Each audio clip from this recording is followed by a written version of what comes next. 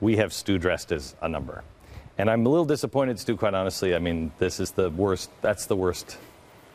It's the worst numbers costume I've ever seen. I said this morning, I said we were in this meeting and I said, got to get Stu into a numbers costume. And, I thought of this big foam thing where his face would be inside the number 6 or something, but.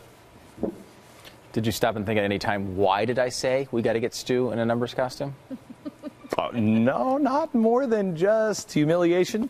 No, that's it. Okay, so Stu is actually the guy who is our numbers geek, and he watches these things, and he actually, even though despite how he shows up to work wearing numbers do lie, wearing a number 1 costume, the arrogance there, he actually does follow all of the numbers and can tell us some interesting things about the polls that I don't think anybody else will, especially dressed as a number 1.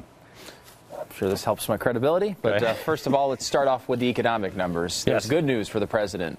On Friday, a 7.8% unemployment rate. At least that's what the media was telling you. Mm-hmm. But you got to look a little bit deeper. And look, you could start off with saying these numbers are just weird, which they are. But how weird are they? Here is every month for the past, all the way back to 1980, employment change between the ages of 20 and 24. Now, the economy from 1980 to 2012 has gone through a lot of changes. It's gone up, it's had good times, it's had bad times. But look at the difference in unemployment in September. It always goes down, with the exception of this one September, this one time in 2012. I think it's really interesting because 20 to 24-year-olds, that's the college age. So there's a reason it goes down. Makes sense, right? Right. You're going into college. Right, exactly. Right. Makes sense. This time, no. Apparently, the job market is just fabulous. And, they go through this whole thing where, they've added 300,000 jobs to the Obama economy. Well, since he's been in office, about 16 million people have turned 18 years old. 16 million people have turned 18 years old, and most of them, you'd think, probably looking for a job at some point in their future lives. And he's created 300,000 jobs and is bragging about that. Okay. All right, so show me some other numbers. Okay, here's food stamps. And this is, it's just depressing. As depressing as someone telling you about it in a number 1. Look at that. Look at the increase since, look, some of that, obviously there was a financial crisis, so you do understand that there's going to be some rise there. The point, though, is that there's no retraction afterwards. Right. There's an elastic effect. But they also said, look at that, the numbers really peak in the middle between 11 and 12. Yeah. So they're peaking really now.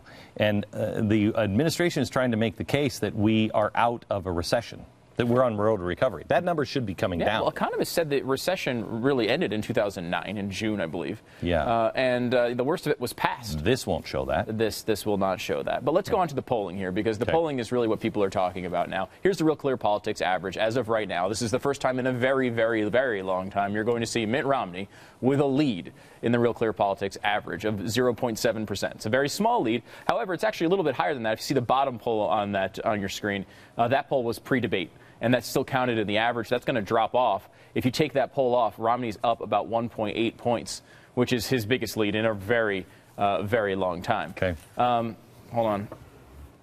Oh, our next one is, the Romney debate bounce. Are you cheating? What? You used a cheat sheet? You're not number 1. You're number 11. Anyway, okay. So the next one, look at the difference from the Romney debate bounce. This is from a Pew poll. The budget, a 12-point swing for Mitt Romney. Jobs up 9 points in his favor. Taxes swung 10 points. Medicare, 10 points. Healthcare, 10 points. Foreign policy, 11 points. He got killed. We knew what we watched there. I watched it over your house, Glenn. We knew it was something special. It was the biggest debate destruction in modern presidential history. It was that big of a deal. It could be this is the October surprise. That was my tweet that night. Yeah. It's October. Surprise. Let's go next to... Yeah. Extremely interested voters. This one's great. Now, back in 2008, obviously a big sweep election for Democrats, they had a 13-point lead in extremely interested voters. That swung 19 points to the other direction now. It's now a 6-point lead for Republicans. Among young voters in 2008, 72% said they were very interested. Obviously, that demographic favors Obama. This time it's down to 52%.